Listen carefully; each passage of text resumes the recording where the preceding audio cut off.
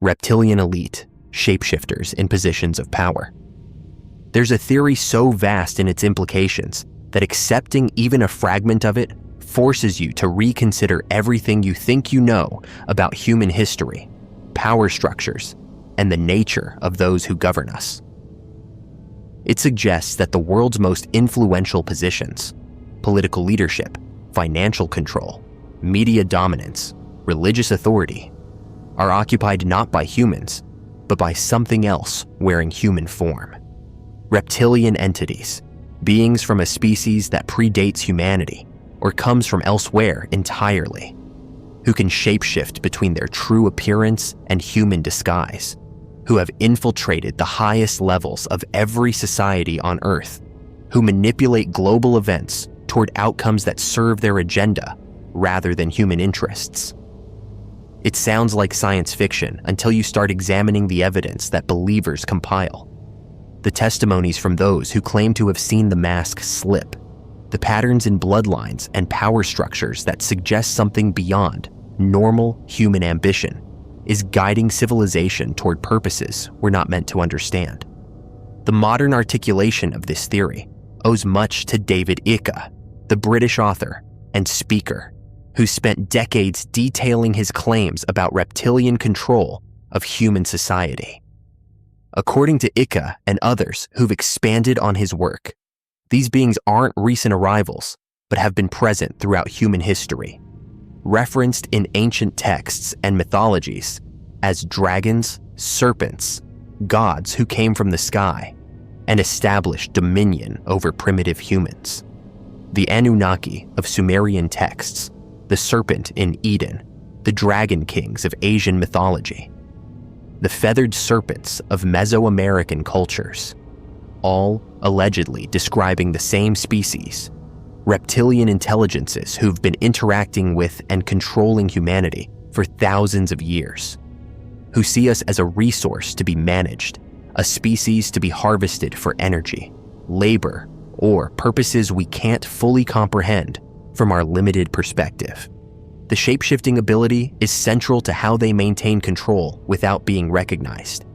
In their natural form, they're described as tall, powerfully built beings with reptilian features, scaled skin, vertical slit pupils, predatory faces that blend human and lizard characteristics in ways that trigger instinctive revulsion in anyone who sees them. But they can alter their appearance, projecting human form through technology or psychic manipulation or biological capability, appearing completely human to normal perception while maintaining their true nature beneath the disguise. This allows them to move through human society undetected, to occupy positions of power and influence without triggering the defensive response that their true appearance would provoke. The disguise isn't perfect, according to those who believe they've witnessed it. Under certain conditions, extreme emotion, stress, during specific rituals, or in the presence of particular technologies, the reptilian nature becomes briefly visible. Witnesses describe seeing the eyes change, pupils shifting from round to vertical slits, the iris taking on an unnatural color or reflective quality.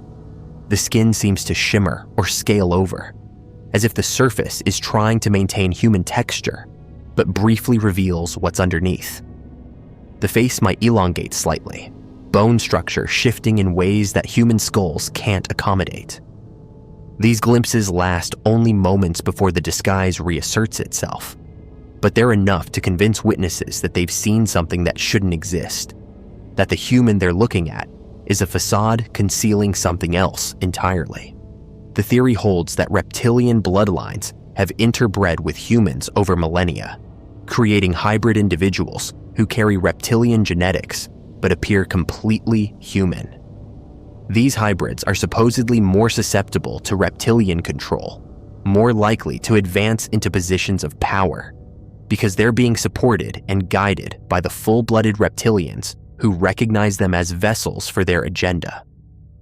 Royal families, political dynasties, banking families who've held wealth and influence for generations. Believers point to these bloodlines as evidence of reptilian genetics being preserved and propagated, ensuring that control remains concentrated in specific lineages that can be trusted to serve reptilian rather than human interests. The bloodline emphasis explains, according to this theory, why power tends to stay within certain families, why political and financial elites intermarry and form networks that exclude outsiders, why wealth and control concentrate rather than distribute. It's not just human tribalism or greed, it's genetic selection, reptilian overlords, ensuring that positions of influence go to individuals who carry their DNA and can therefore be controlled more effectively, or who naturally align with reptilian goals because of their hybrid nature. Every major political figure, every central banker, every media mogul, every individual with capacity to shape public opinion or direct policy. Believers scrutinize their genealogies looking for connections to known bloodlines, for evidence that they're part of the network rather than outsiders who genuinely rose on merit. The control mechanisms extend beyond genetics into ritual and symbolism.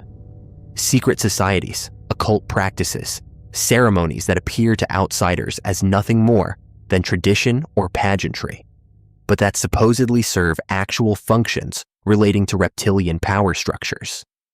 These rituals might involve energy harvesting, consciousness manipulation, communication with reptilian entities, or maintaining the control grid that keeps humanity docile and manageable. Believers point to the prevalence of serpent and dragon imagery in royal heraldry, corporate logos, religious symbolism, government seals. Evidence, they claim, that reptilian presence is hidden in plain sight, their symbols marking territory and signaling allegiance to those who know how to read them. The question of what reptilians want from humanity, why they've invested such effort in infiltration and control, produces answers that range from the mundane to the horrifying. Some theories suggest they feed on human energy, particularly fear and suffering, that negative emotions produce vibrations or consciousness states that reptilians harvest for sustenance or pleasure. This would explain why human history is so saturated with war, oppression, and engineered catastrophe. It's not accidental or the result of human nature, but deliberately cultivated, conflicts and suffering generated by those in power because their reptilian masters benefit from the energy that trauma and fear produce. Others propose that humanity is a genetic resource, that reptilians are conducting long-term breeding programs to create optimal hybrid forms, that abduction phenomena and reproductive manipulation serve the goal of blending reptilian and human genetics in precise ways that produce individuals with specific capabilities. The hybrids might be vehicles for reptilian consciousness, bodies that can house their awareness while functioning in human society. Or they might be a replacement species, gradually bred to have more reptilian traits while maintaining enough human appearance to avoid detection, eventually replacing baseline humanity entirely with a population more suited to reptilian control. There are also theories about Earth itself being the prize, that reptilians are an ancient species who either originated here before humans or who arrived long ago and consider the planet their territory, with humanity viewed as squatters or invasive species that must be managed and eventually reduced or eliminated. In this framework, environmental destruction, population control agendas, wars that devastate human populations, all serve the goal of reducing humanity's numbers and impact, while reptilian hybrids increase their proportion of the global population. A slow genocide that will eventually leave Earth controlled by beings that carry reptilian genetics and serve reptilian interests. The evidence believers compile includes witness testimony from people who claim to have seen shapeshifting, or who say they were raised in families controlled by reptilians. These accounts describe childhoods in elite circles, where they witnessed things that contradicted surface appearances, where they saw authority figures who were publicly human reveal reptilian characteristics in private, where they were subjected to abuse or training designed to fragment their psyche and make them susceptible to programming. Many of these testimonies come from individuals with histories of trauma or mental health challenges, which skeptics use to dismiss their claims, but which believers argue is precisely what you'd expect. Reptilian control involves trauma-based mind control, and victims who try to speak out are deliberately destabilized and discredited. There's also video analysis, footage of public figures where believers claim to see evidence of shape-shifting, pupils that briefly appear wrong, skin textures that seem to glitch, facial proportions that shift in ways video compression artifacts don't explain. Skeptics point out that these observations depend heavily on video quality, lighting conditions, and the tendency to see patterns where none exist, that any high-definition footage examined frame by frame will show momentary anomalies that mean nothing.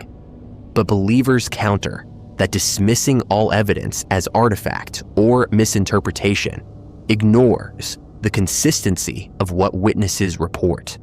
The fact that descriptions of reptilian features remain similar across different people, different locations, different decades.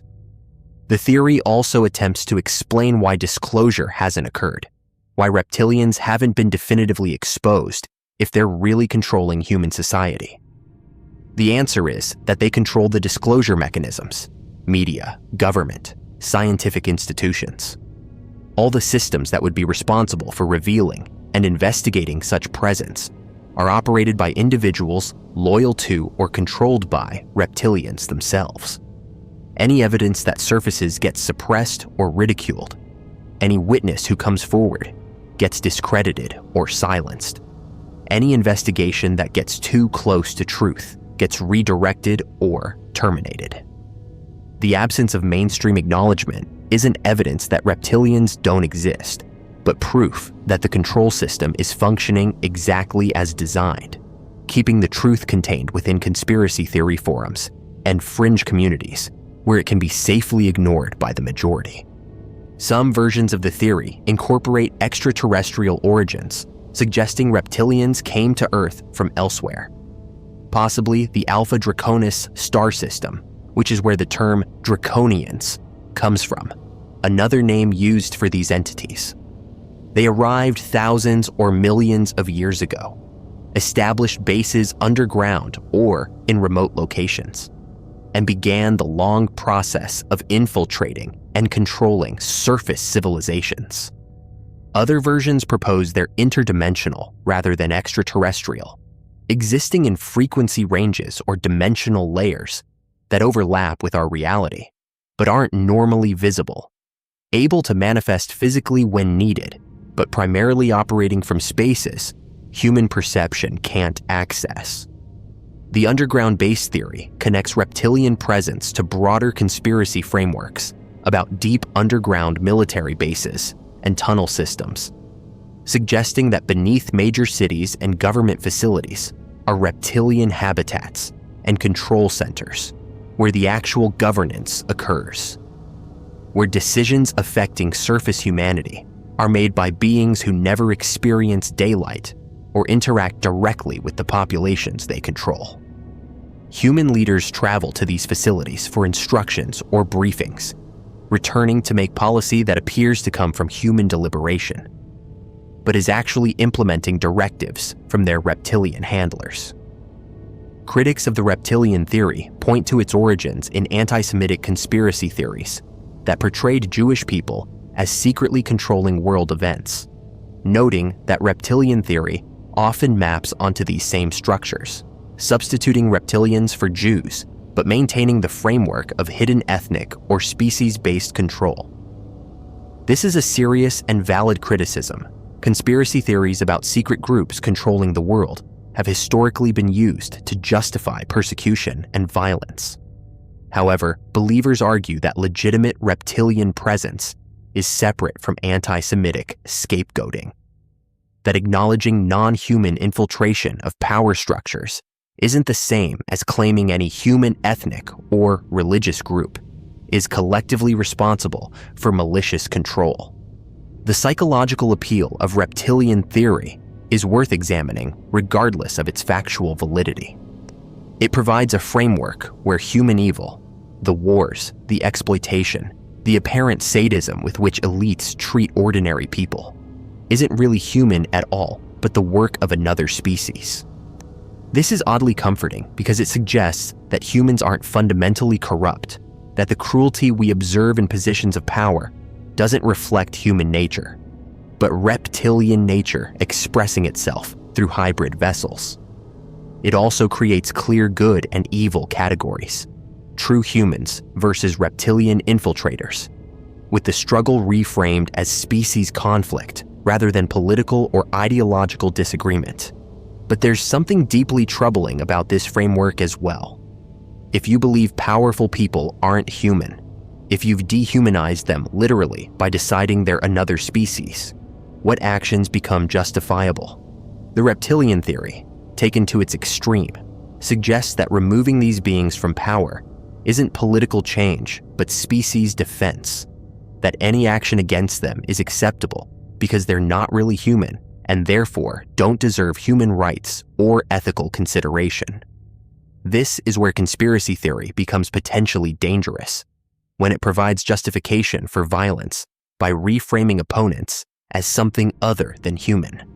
Whether reptilian entities actually exist, whether they've infiltrated human power structures, or whether this theory represents psychological projection and pattern seeking, applied to the observation that elites often seem to lack empathy and serve interests that appear hostile to ordinary humanity. The idea persists because it resonates. People look at those in power and observe behavior that seems incomprehensibly callous, decisions that appear designed to cause suffering, responses to crisis that suggest those making them don't value human life. The question, how can they be so cruel, finds an answer in because they're not really human, which is more comforting than because humans in power systems become corrupt and disconnected, or because the incentive structures of global capitalism reward psychopathic behavior. The reptilian elite theory asks us to believe that reality is far stranger than surface appearance suggests, that the people we see making decisions that affect our lives are masks worn by something else, that the world is controlled by intelligences whose nature and agenda remain hidden behind a sophisticated deception that's been maintained for millennia. It suggests that human history isn't really human at all, but has been guided and manipulated by external intelligence, using us for purposes we can't access from our limited perspective. Whether this represents truth that's been hidden, or compelling mythology that explains the inexplicable cruelty sometimes observed in those with power, it remains one of the most persistent and disturbing frameworks in conspiracy theory culture, a narrative that transforms every interaction with authority into potential contact with something that wears humanity like a disguise, but doesn't share human interests, human values, or human limitations. And somewhere in the centers of power, in offices and boardrooms, where decisions affecting billions are made, either humans sit making human choices for human reasons, or something else sits behind human eyes, maintaining the disguise, advancing an agenda, waiting for the moment when humanity finally notices what's been hidden among us all along, what's been ruling from the shadows in plain sight, what looks at us not as individuals deserving dignity, but as resources to be managed by intelligence that wears our form but will never share our nature. Skinwalker Ranch, where reality stops making sense. There's a 512-acre property in Utah's Uinta Basin where the laws of physics appear to be optional, where phenomena from a dozen different paranormal categories occur simultaneously and without apparent pattern, where witnesses have documented cattle mutilations, UFO sightings, poltergeist activity, cryptid encounters, portal manifestations, time distortions, consciousness alterations, and technological anomalies with such frequency that the ranch has become one of the most studied locations in paranormal research. Yet it remains completely unexplained. Scientists with credentials from prestigious institutions have investigated it, The military has taken interest. Billionaires have purchased it specifically to fund research. And after decades of study involving everything from conventional instruments to exotic sensors, no one can adequately explain what happens there or why this particular piece of land seems to be a nexus point where multiple types of impossible phenomena converge and manifest with disturbing regularity. Whatever is occurring at Skinwalker Ranch defies categorization because it's not one phenomenon, but dozens.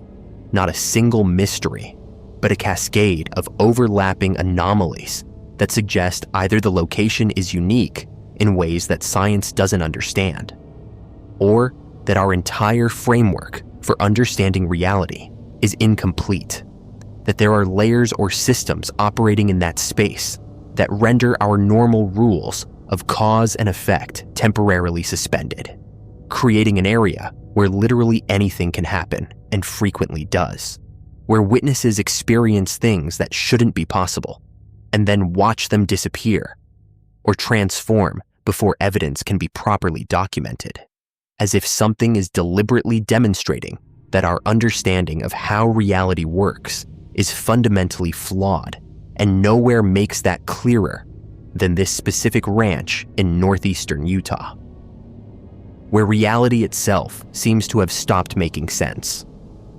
The modern documented history begins with the Sherman family, not their real name, used in early reports to protect privacy, who purchased the ranch in 1994, planning to run cattle and live quietly in rural Utah.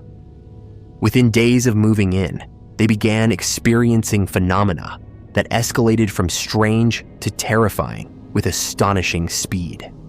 They saw enormous wolves that seemed unaffected when shot at close range, animals that would walk up to the family, be hit with bullets that should have been lethal, and simply walk away without apparent injury or concern. Cattle were found mutilated in ways that matched classic cattle mutilation patterns. Organs removed with surgical precision, blood drained, cuts that appeared to be made with advanced technology, no footprints or evidence of human approach. Objects would move on their own, doors would lock and unlock, lights would appear in the sky, performing maneuvers that violated everything the Shermans knew about aircraft capabilities. The Shermans reported seeing what they could only describe as portals, apertures of light that would open in the air from which entities or craft would emerge before the opening closed and disappeared. They saw large craft hovering silently over the property, objects that would descend within feet of witnesses, emit no sound despite their size, and then accelerate away at speeds that should have created sonic booms, but produced only silence. They heard voices speaking in the house when no one was there. Equipment would malfunction without explanation. Animals exhibited terror responses to things the humans couldn't perceive. And the overall atmosphere of the property shifted from ordinary ranch land to something that felt hostile and wrong, as if the space itself was aware and watching. The family lasted less than 2 years before the constant phenomena drove them to sell. Their neighbors had known about the ranch's reputation for decades. Navajo legends identified the area as cursed, as a place where skinwalkers, witches who can transform into animals, practice dark magic, where the boundary between worlds was thin, where humans shouldn't spend extended time because the entities that lived there would notice and take interest. The Ute tribe, whose reservation borders the ranch property, considered it forbidden, a place of bad medicine that was to be avoided. The Shermans learned these warnings too late, after they'd already committed to the property and experienced enough to understand why locals stayed away. In 1996, businessman Robert Bigelow purchased the ranch through his National Institute for Discovery Science, an organization he'd created specifically to study anomalous phenomena.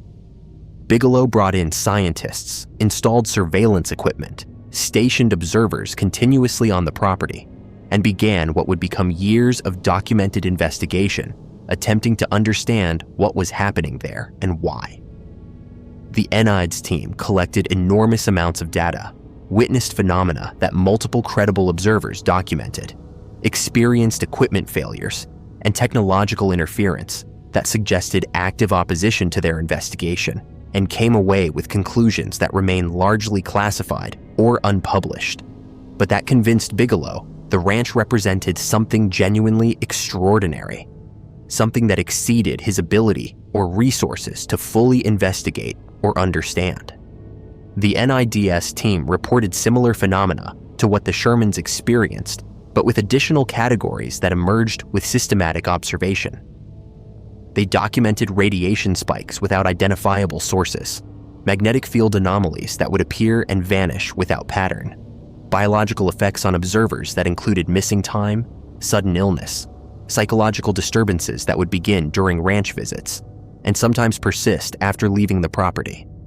Equipment would fail in ways that couldn't be explained mechanically. Cameras would malfunction when phenomena appeared. Recording devices would show battery drain that exceeded any normal rate, and in some cases the equipment would be found damaged in ways that suggested intentional interference rather than random failure. The phenomena seemed intelligent and responsive. When investigators set up to observe one area, activity would shift to different locations. When they deployed certain types of sensors, the phenomena would avoid those areas or would interact with the sensors in ways that produced data that was either useless or actively misleading. There was a sense of being toyed with, of something that was aware of the investigation and was either evading systematic study or was performing for the investigators, showing them things that would be disturbing or confusing, but never quite providing the clear evidence that would allow definitive conclusions. Witnesses described feeling watched constantly, having the impression that something was studying them as much as they were trying to study it. The cattle mutilations at Skinwalker Ranch share characteristics with the broader cattle mutilation phenomenon documented across the American West, but they occur with higher frequency and sometimes with additional anomalies. Animals have been found mutilated in locations they couldn't have reached on their own, positioned in ways that suggest they were moved after death, but with no tracks or evidence of how they were transported. The precision of the cuts, the apparent use of heat or tools that cauterize as they incise, the selective removal of specific organs while leaving others untouched, and the absence of blood despite living animals containing gallons, all suggest technology or techniques that aren't readily available and that serve purposes we can only speculate about. The cryptozoological elements include sightings of creatures that don't match known animals. The giant wolves that terrorized the Sherman family, creatures described as 7 or 8 feet tall when standing on hind legs, with massive heads and predatory intelligence that seemed to understand they were being threatened with weapons, but showed no fear or normal animal response patterns. Witnesses have reported humanoid figures, beings that appear human from a distance, but wrong upon closer observation. Entities that vanish when approached, or that seem to phase in and out of visibility. There are accounts of creatures that combine animal and human features. Classic cryptid descriptions that match historical reports of skinwalkers and shapeshifters from indigenous traditions. The interdimensional hypothesis is frequently proposed because the range of phenomena suggests not a single source, but multiple types of manifestation, all occurring in the same location. If Skinwalker Ranch sits at a point where dimensional barriers are thin or compromised, where our reality overlaps with others more frequently or completely than elsewhere, then you'd expect exactly what's observed. Phenomena from multiple categories, entities and objects that phase in and out, physical laws that appear to suspend temporarily, consciousness effects that suggest our mental reality and external reality are interacting in unusual ways. The portals or apertures that witnesses describe would be literal openings between dimensions, allowing things from elsewhere to briefly enter our space before the opening closes. The government and military interest in Skinwalker Ranch is documented but largely classified. Bigelow had contracts with defense and intelligence agencies, and some of his ranch research was reportedly shared with these groups. After Bigelow sold the property in 2016 to an anonymous buyer, later revealed to be Brandon Fugel, a commercial real estate magnate, the new ownership continued systematic study with enhanced resources and brought in aerospace and defense industry expertise to analyze the phenomena. The current research involves sophisticated sensor arrays, multiple simultaneous observation methods, and teams attempting to actively provoke phenomena to occur on demand rather than waiting for random manifestations. The television series The Secret of Skinwalker Ranch documents some of the ongoing investigation, though skeptics note that reality TV formats incentivize drama and ambiguity over rigorous science. The show has documented unusual readings, unexplained occurrences, and events that seem to support the ranch's anomalous reputation. But the evidence presented is filtered through entertainment requirements and doesn't undergo the peer review or replication that scientific conclusions require. Still, the series has brought mainstream attention to the location and has added to the documented record of strange occurrences, even if the format makes it difficult to separate genuine anomaly from production manipulation or misinterpretation. The mesa that overlooks the ranch property is considered particularly active, with accounts of craft emerging from or disappearing into the mesa itself, as if it contains internal spaces or serves as a portal or base for whatever is generating the phenomena.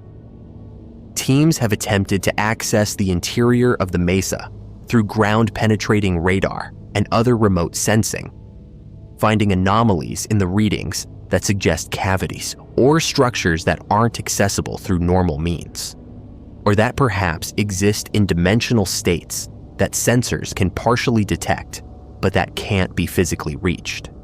Consciousness effects are among the most disturbing elements reported by investigators and visitors. People describe altered states while on the property, time distortions where minutes feel like hours, or vice versa, memories becoming confused or missing entirely for periods spent at the ranch. Some report lasting psychological effects, changes in perception or cognition that persist after leaving, as if exposure to whatever operates there created permanent alterations in how their consciousness functions.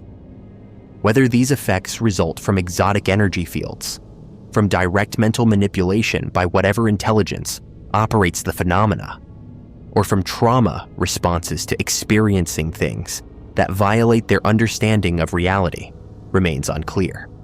The proximity to the Uinta Basin's unusual geology and the Ute Reservation has led to speculation about whether the location's properties are natural.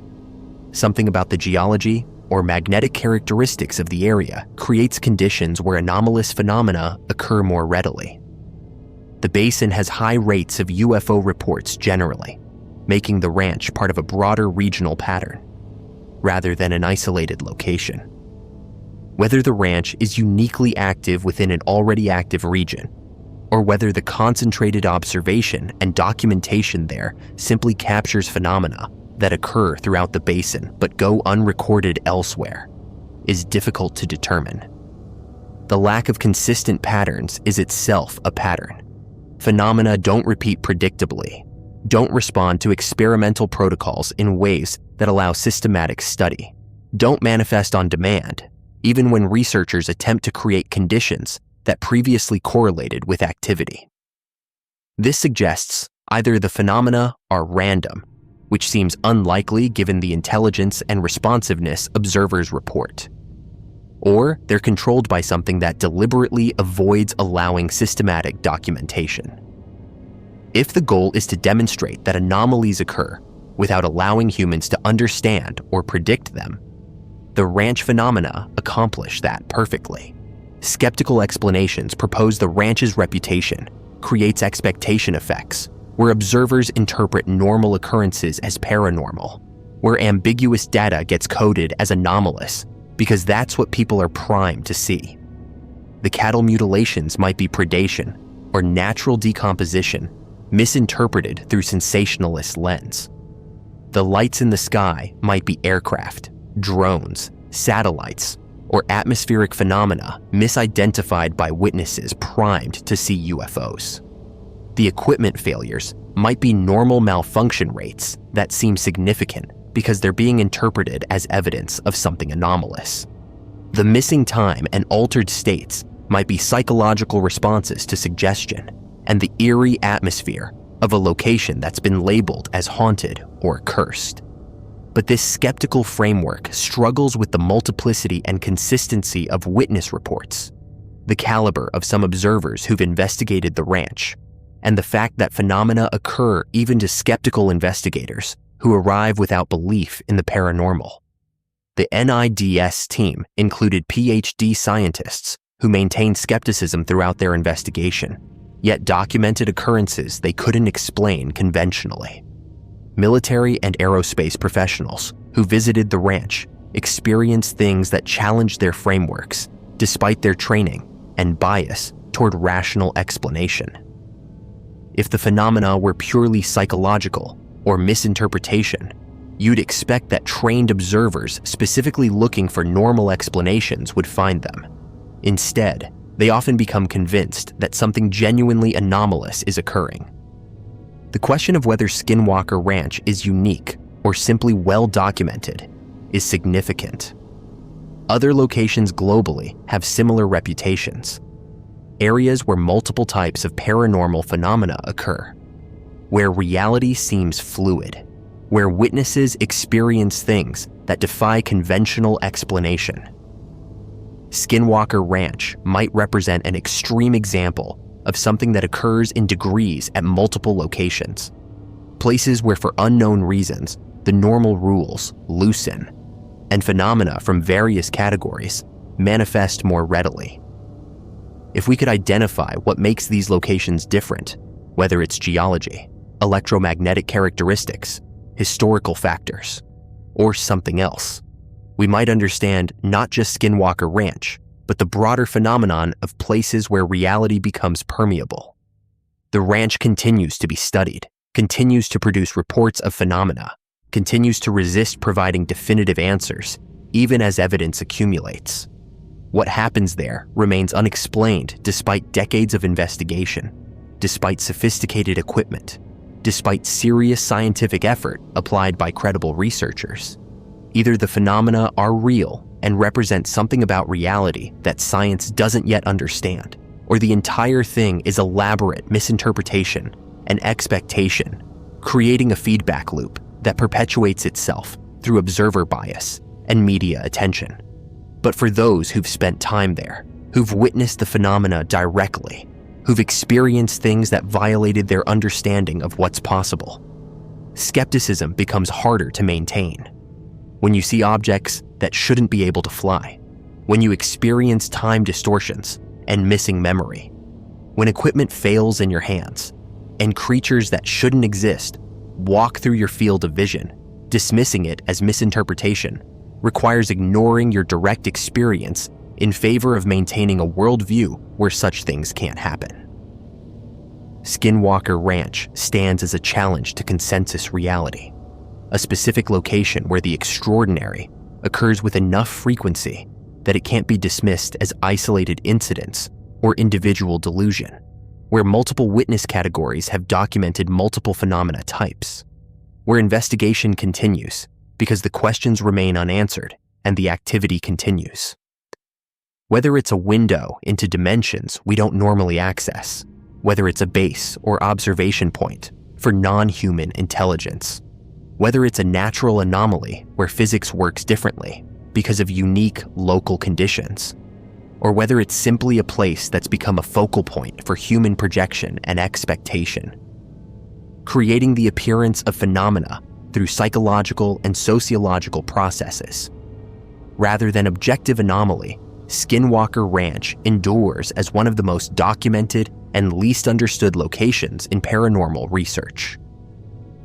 Reality stops making sense there, or perhaps more accurately, Reality reveals that it never made as much sense as we thought it did, that the rules we assume are constant and universal might actually be local and conditional, that there are places where different rules apply, or where multiple realities overlap, and that Skinwalker Ranch happens to be one of those places, 512 acres in Utah, where anything can happen and frequently does, where the impossible occurs so regularly that it becomes almost expected, where witnesses arrive skeptical and leave uncertain, where investigation produces data but not understanding, where the mysteries multiply faster than explanations can contain them, where reality itself seems to be performing, demonstrating, showing us that the world is far stranger than our frameworks allow, that consciousness and matter and time and space interact in ways we don't comprehend,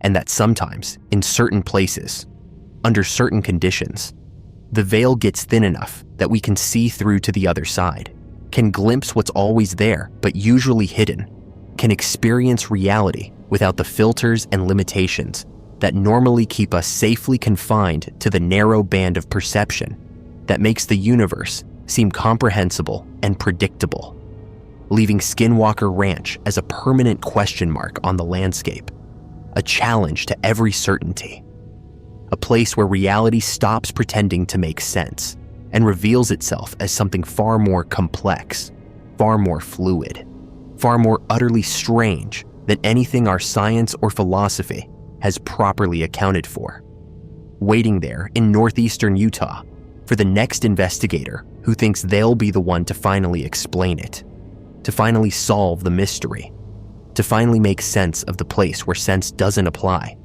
where reality plays by different rules, where anything is possible because the normal constraints that prevent the impossible from occurring have somehow, for reasons we still don't understand, been suspended. The Alaska Triangle. More disappearances than the Bermuda Triangle.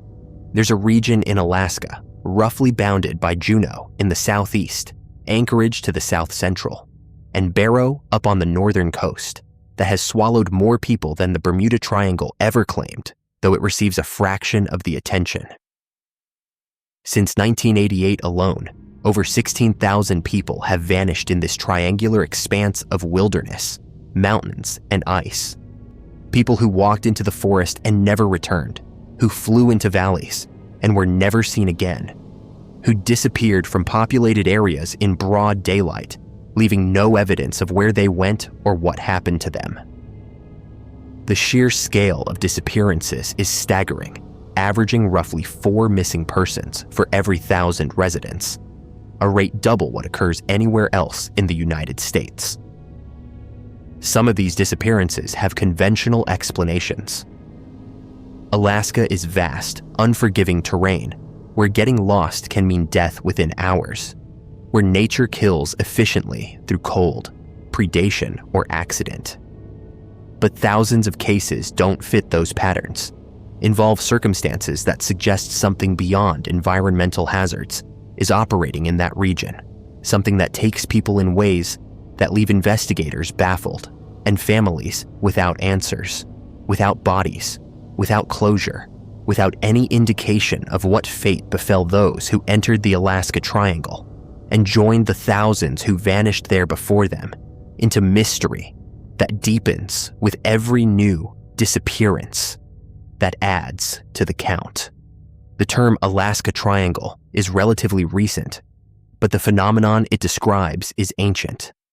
Indigenous peoples of Alaska have legends stretching back centuries about areas that are hungry, that take people, where spirits or entities dwell that should be avoided or approached only with proper rituals and respect.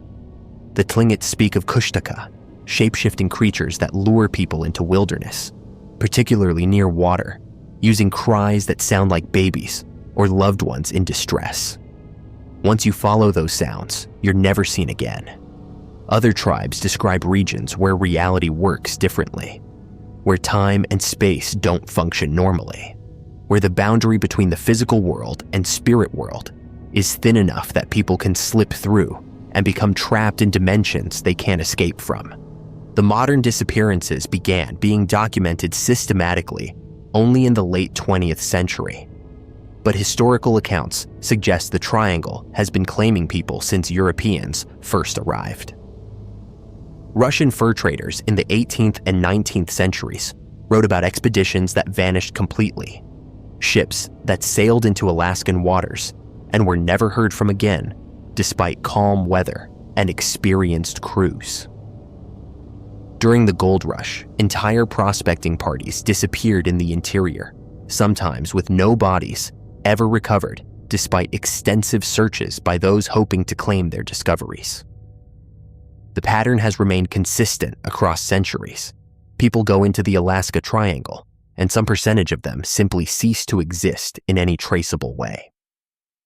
The most famous disappearance within the Triangle is probably that of Congressman Hale Boggs and pilot Don Johns in 1972. Boggs was House Majority Leader, one of the most powerful politicians in America, flying from Anchorage to Juneau for a campaign event. The weather was poor, but not catastrophic. The pilot was experienced. The plane simply vanished. Despite one of the largest searches in U.S. history, over 3,000 hours of flying time looking for wreckage, no trace was ever found. Not a piece of debris, not an oil slick, not a signal from the emergency locator. A plane carrying a major political figure simply disappeared over Alaska and was never seen again. The search involved the military, the Coast Guard, and civilian volunteers, covering tens of thousands of square miles.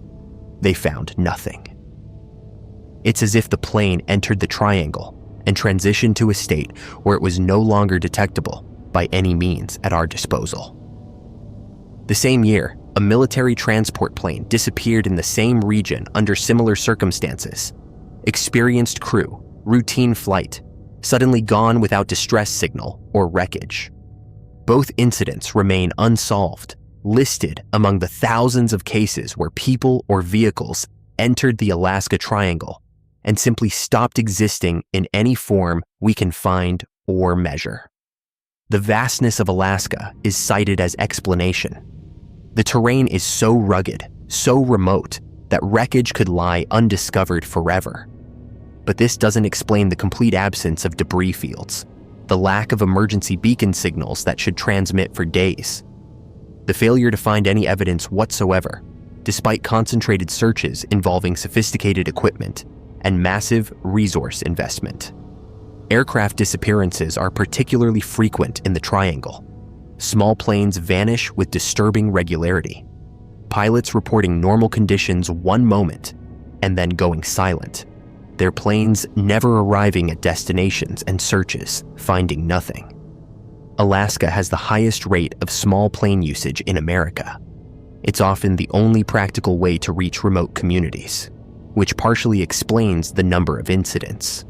But even accounting for the high volume of flights, the disappearance rate is anomalous. Planes go missing in weather that shouldn't be catastrophic for experienced Alaskan pilots. They vanish in areas that have been searched thoroughly. And in some cases, wreckage is eventually found in locations that make no sense, dozens of miles from the flight path, in terrain the plane shouldn't have been near, positioned in ways that suggest the plane didn't crash, but was placed. The Kushtaka legends take on disturbing relevance when you examine specific disappearance patterns. People are found, when they're found at all, miles from where they should be, often partially or completely unclothed despite freezing temperatures, sometimes in locations that are physically impossible to reach from their last known position, given the time frame. Bodies are occasionally recovered in states that don't match expected environmental exposure, preserved better than they should be, or decomposed faster, or showing injuries that aren't consistent with falls, animal attacks, or hypothermia. It's as if they experience something that doesn't fit into normal categories of what happens to lost people in wilderness. The Bennington Triangle in Vermont has similar characteristics on a smaller scale, and other locations globally show patterns of unexplained disappearances. but the Alaska Triangle's sheer size and the number of people it's claimed make it unprecedented. The area encompasses approximately 500,000 square miles of mountains, forests, tundra, glaciers, and coastline, terrain that ranges from impenetrable to barely accessible, even with modern equipment.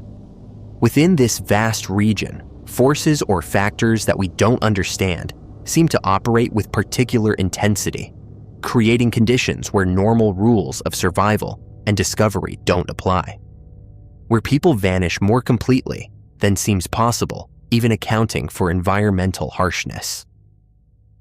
Electromagnetic anomalies have been proposed as one factor.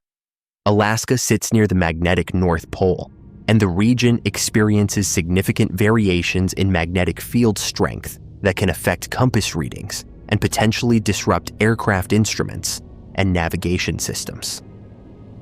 Some researchers suggest these magnetic anomalies might create conditions where reality itself becomes unstable, where dimensional barriers thin, where people or vehicles can slip between states of existence.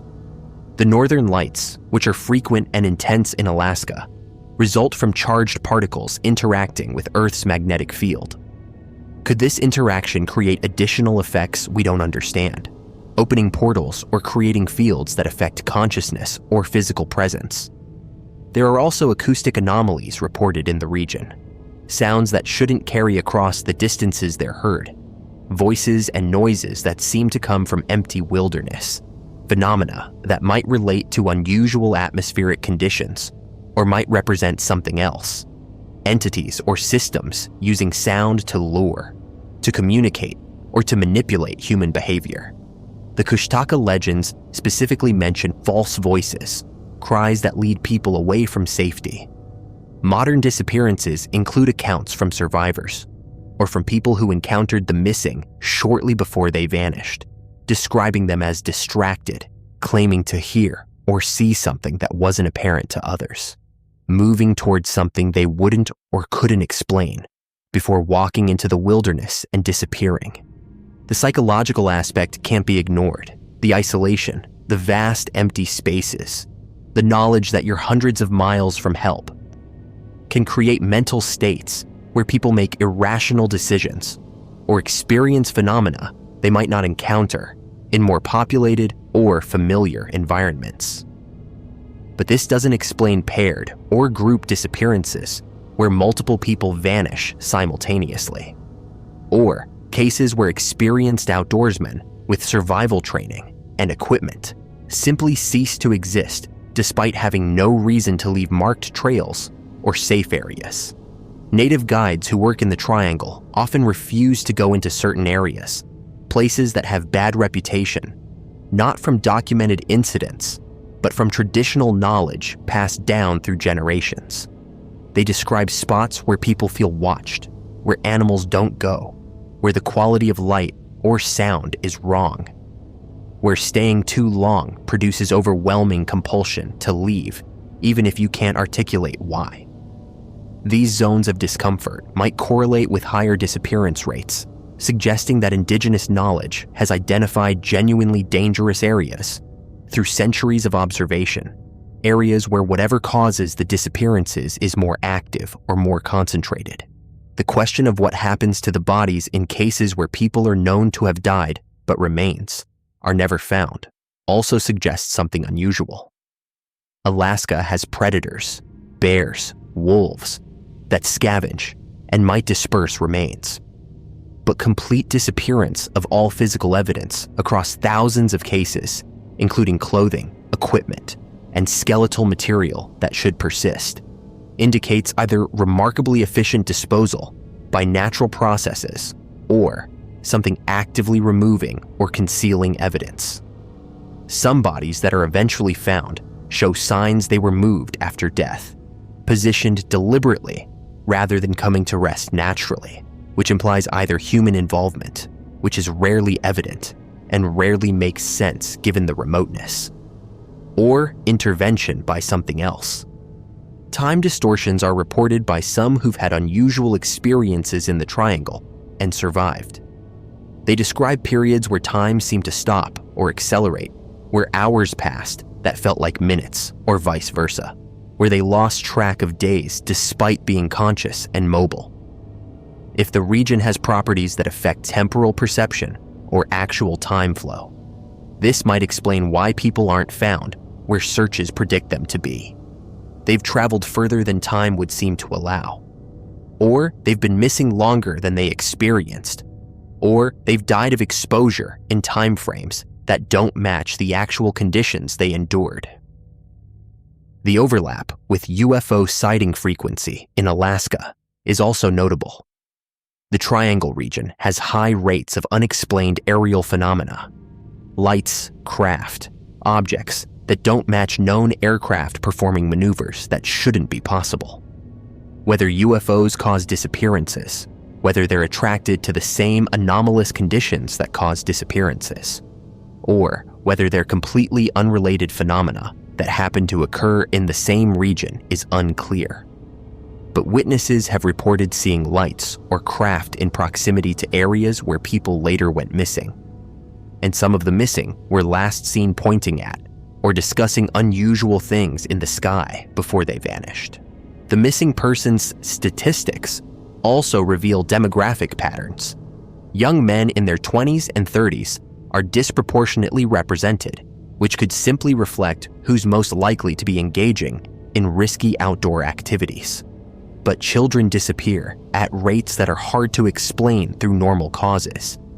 They vanish from populated areas, from locations where they should be easily found, and searches that would typically locate a lost child within hours turn up nothing despite extensive effort. The cases often involve the child allegedly wandering off, but the distances traveled before disappearance would be implausible for their age. Or they're found eventually in locations that don't make sense given their starting point and mobility. Military involvement in searches sometimes produces strange elements. Searchers are occasionally redirected away from certain areas without clear explanation. Or searches are called off prematurely despite families insisting more could be done. Rumors persist about classified incidents, military personnel who've gone missing during operations in the Triangle, and whose cases are handled differently than civilian disappearances. If military installations or activities in the region have experienced losses they can't explain, official policy would be to contain that information while attempting to understand or prevent future incidents without alarming the public. The totality of disappearances, over 16,000 since 1988 alone, represents an astonishing number of people who've entered the Alaska Triangle and not come back. Even if 95% have conventional explanations, accidents, voluntary disappearances, deaths from environmental exposure where bodies weren't recovered, that still leaves hundreds of cases that don't fit normal patterns, that suggest something genuinely anomalous is occurring in that region, with frequency that should command significant scientific investigation, but that instead gets absorbed into statistics and attributed to Alaska's harsh environment without deeper analysis. For families of the missing, the Alaska Triangle is a void that took their loved ones and provided nothing back. No bodies, no answers, no closure. They live with permanent uncertainty, knowing that someone went into that region and didn't return, that searches found nothing, that the case eventually went cold because there was nowhere else to look and nothing else to investigate. The Triangle keeps its secrets, whatever they are, whether they're natural phenomena we don't yet understand, whether they're predators or entities that hunt in ways we can't track, whether they're dimensional anomalies that trap people in realities they can't escape from, or whether they're simply the accumulated result of thousands of individual tragedies in unforgiving terrain that happens to be bounded by 3 points that create a convenient frame for pattern-seeking humans to project meaning onto. But the sheer scale suggests something more than random tragedy. 16,000 people is a small city. That many people disappearing from any other bounded region would trigger massive investigations, would demand explanations, would be treated as a crisis requiring solutions.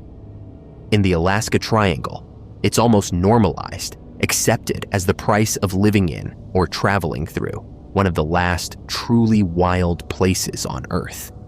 And perhaps that normalization is what allows whatever actually causes the anomalous disappearances to continue operating. We've attributed so many cases to environmental factors that we've stopped seriously investigating whether all of them actually have environmental causes. Whether some percentage represents something else, something that takes people for reasons we don't understand using methods we can't detect. Something that has claimed 16,000 lives in less than 40 years and shows no sign of slowing.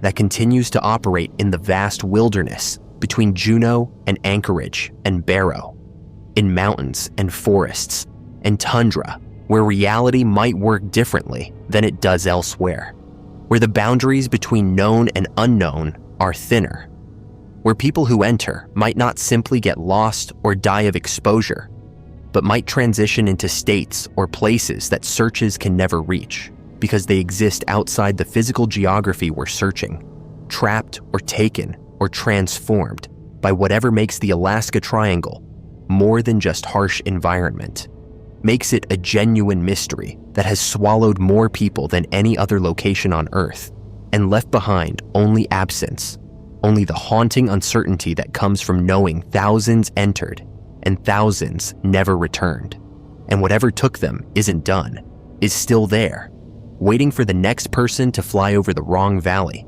or hike into the wrong forest, or follow the wrong sound into wilderness that has proven over 16,000 times that it can make people disappear more completely than should be possible, leaving the Alaska Triangle standing as the most deadly and mysterious region in North America, claiming victims at a rate that dwarfs the famous Bermuda Triangle, while receiving a fraction of the attention, operating in relative obscurity in one of the last wild frontiers, taking people into darkness that never gives them back.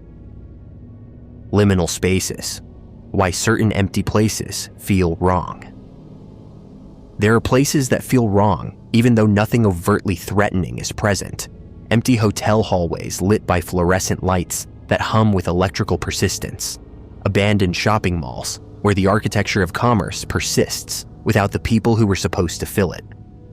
Parking garages in the dead hours between night and morning when your footsteps echo against concrete that stretches endlessly in every direction. Office buildings seen from outside at 3 a.m., where a few scattered lights reveal spaces that should be occupied but aren't. Stairwells that exist between floors serving purely transitional purposes. Airport terminals, in that suspended time between flights when most shops are closed and the few travelers present seem like ghosts moving through a space designed for thousands. These are liminal spaces, places defined by transition and in-betweenness, locations that exist to be passed through rather than inhabited.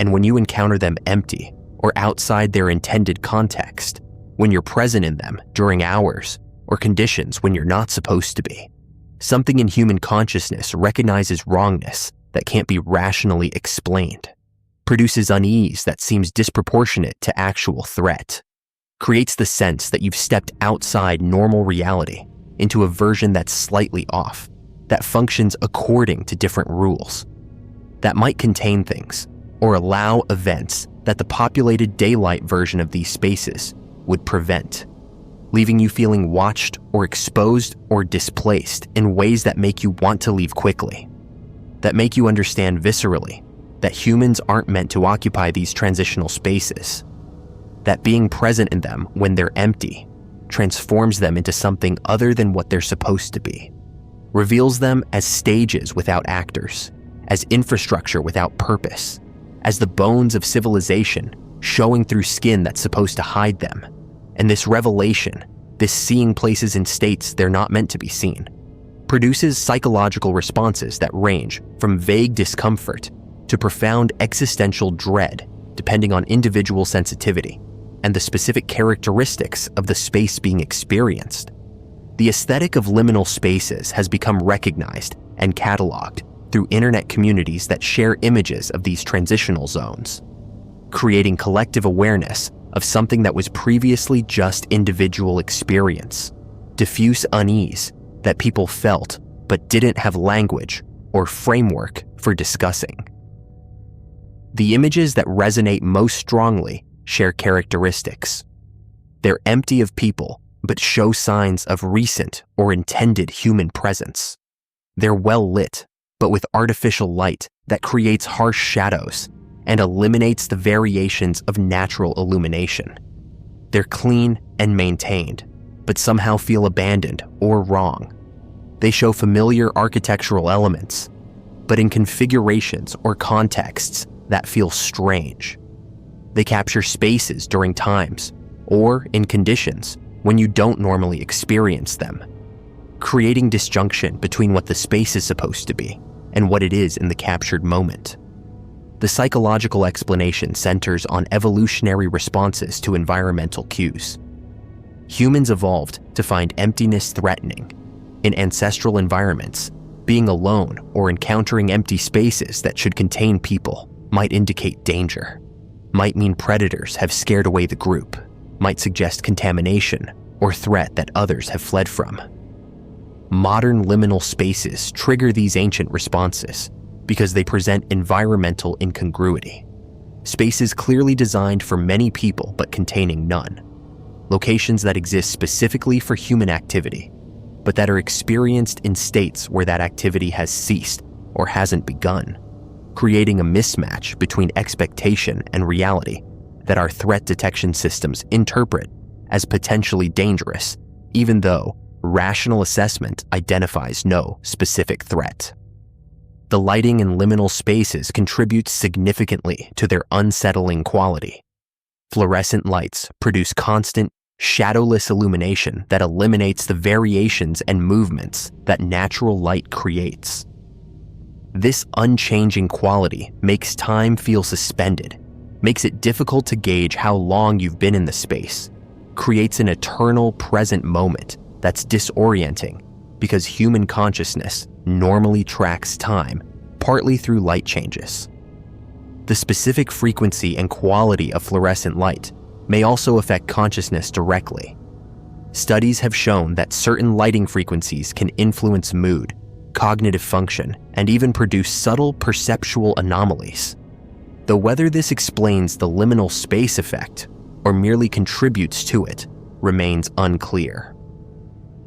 The architecture of liminality has common elements: long hallways that create forced perspective, making distances hard to judge; repetitive patterns that make navigation and spatial memory difficult; layouts that prioritize movement flow rather than destination comfort; materials like tile and concrete that create acoustic properties where sound behaves strangely; extensive use of right angles and standardized dimensions that make everything feel manufactured and artificial.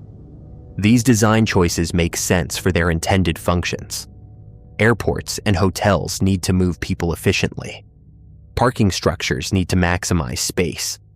But when experienced without the crowds and activity that justify them, the design becomes oppressive, becomes visible as infrastructure rather than environment, becomes the skeleton of purpose without the flesh of actual human use. The temporal dimension is crucial. Liminal spaces feel most wrong when experienced at the wrong time, encountering them at 3 a.m., or during hours when they should be populated but aren't, when you're the only person present in a space designed for hundreds or thousands, when the normal schedule that regulates these spaces has been suspended and you're experiencing them outside their intended temporal context.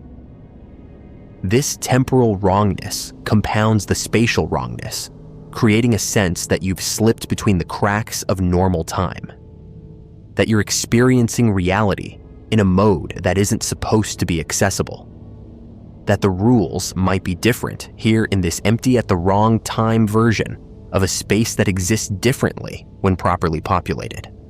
The connection to dreams and unconscious imagery is frequently noted. Liminal spaces resemble environments that appear in dreams. Endless hallways, empty familiar locations, transitional spaces where you're trying to get somewhere but never quite arrive. Whether liminal spaces feel wrong because they resemble dream architecture, or whether dreams include liminal spaces because they represent psychologically significant transitional states is unclear. But the overlap suggests these spaces touch something deep in human consciousness, represent psychological states as much as physical locations, embody the anxiety of being between, of not quite being anywhere, of existing in transition. The backrooms phenomenon emerged directly from liminal space aesthetics, a collaborative fiction describing infinite levels of empty yellow rooms with water-stained carpet and buzzing fluorescent lights that exist behind or underneath normal reality, that you can accidentally glitch into by no-clipping through reality's boundaries, where you wander forever through procedurally generated emptiness, occasionally encountering entities or other lost people. The backrooms represent liminal space anxiety, taken to its extreme, the transitional space becoming permanent, the place you're not supposed to stay becoming the only place you can be, the wrongness of liminality becoming your entire reality. The fact that this concept resonated so powerfully across internet culture suggests that many people recognize the specific dread that liminal spaces produce, relate to the idea that the wrong kind of empty space can feel like you've left normal reality entirely. The nostalgia element in liminal spaces is paradoxical. Images of empty malls, abandoned playgrounds, old computer labs, unused pool areas, vintage hotel interiors produce simultaneous unease and longing, suggesting that liminal spaces trigger memories of childhood or past experiences, but filtered through temporal distance that makes them feel wrong.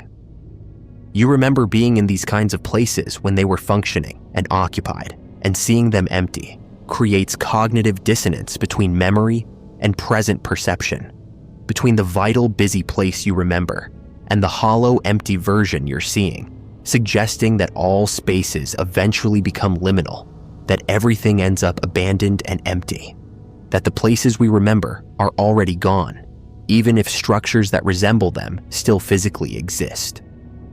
The commercial spaces are particularly powerful as liminal locations because they exist to serve capitalist functions of exchange and consumption. And when those functions cease, when the stores are empty and the registers are unmanned and the products are absent, what remains is naked infrastructure, the mechanisms of commerce visible without the activity that justifies them. Dead malls, empty retail spaces, shuttered shopping centers become monuments to failed enterprise, to the temporariness of economic structures, to the fact that places built to seem permanent and vital can become obsolete and abandoned within decades or even years, their architectural bones remaining long after their purpose has disappeared. Educational spaces carry similar weight. Empty schools, abandoned classrooms, unused gymnasiums feel wrong because these spaces are defined entirely by the students who should occupy them, by the learning and activity that should fill them. Without those human purposes, the spaces become hollow shells, and encountering them empty feels like witnessing something that's died, like standing in a body that no longer contains life. The institutional quality of educational architecture, the standardization and functionality, becomes oppressive when the institution isn't functioning. When you're present in the infrastructure without the human activity that animates it. Transportation infrastructure might be the purest form of liminal space, places that literally exist only to facilitate movement between destinations that have no purpose beyond transition. Airport terminals, train stations, subway platforms, highway rest stops, parking structures are designed never to be destinations, always to be passed through, and being present in them feels fundamentally temporary and unstable, even under normal populated conditions.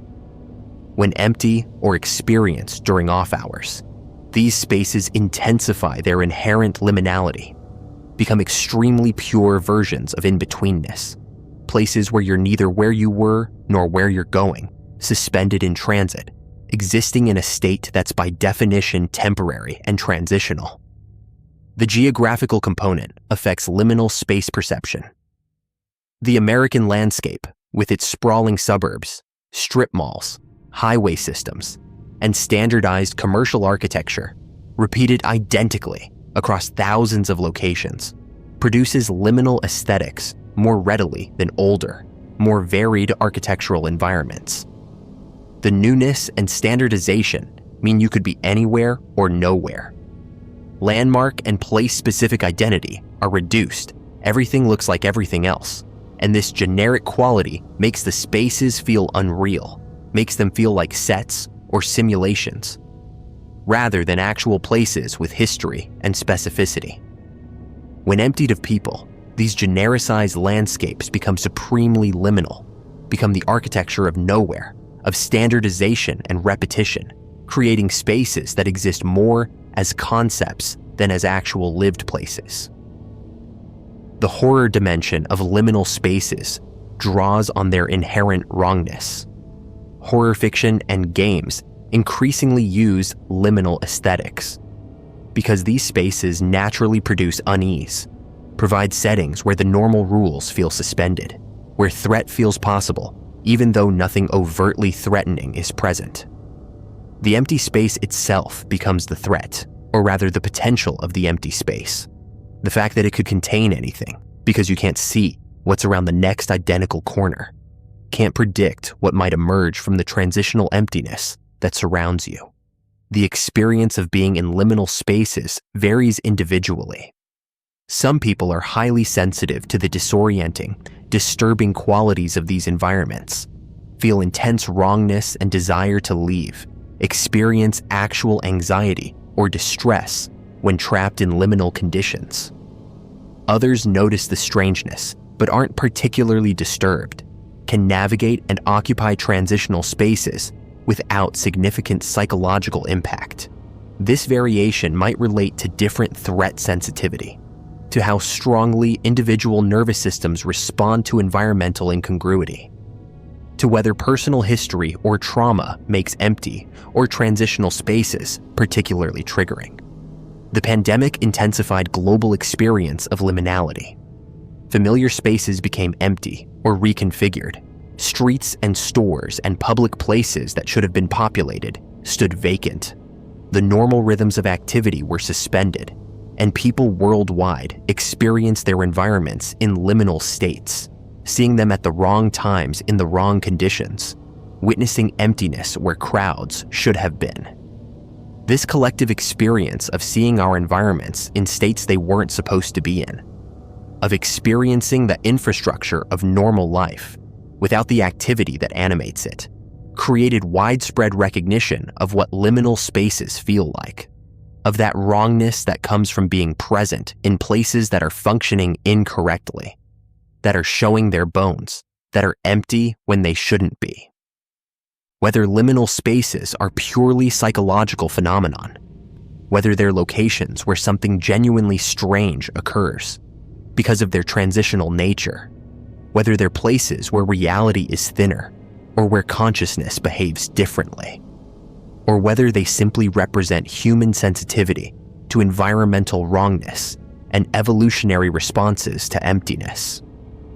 The experience remains consistent across millions of people who recognize immediately what liminal aesthetics capture, who feel the wrongness in images of empty hallways and abandoned malls, who understand without explanation why certain empty places feel not just lonely, but actively wrong, feel not just vacant, but threatening, feel not just transitional, but like you've stepped outside normal time and space into a version of reality that shouldn't be accessible, that you've somehow glitched into, like the backrooms concept describes, finding yourself in spaces that exist, but that you're not supposed to occupy, that have purposes, but that those purposes don't include you being there right now, in these conditions, making you a trespasser, not in the legal sense, but in a deeper sense.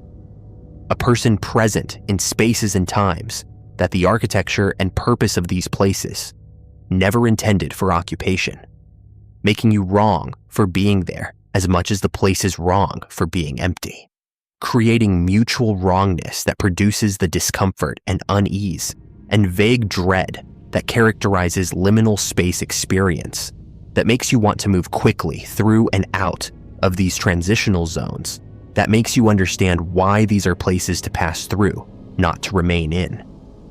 Why staying in liminal spaces for extended periods feels like tempting something, like remaining in a state that's inherently unstable, like existing in a crack in reality that might close while you're still in it, trapping you in liminality, in the state of betweenness, in the architectural emptiness that was never meant for extended human occupation, in the fluorescent lit hallways that go nowhere and everywhere, in the parking garages that contain only echoes, in the abandoned mall where everything is maintained but nothing is alive, in the hotel corridor at 3 a.m.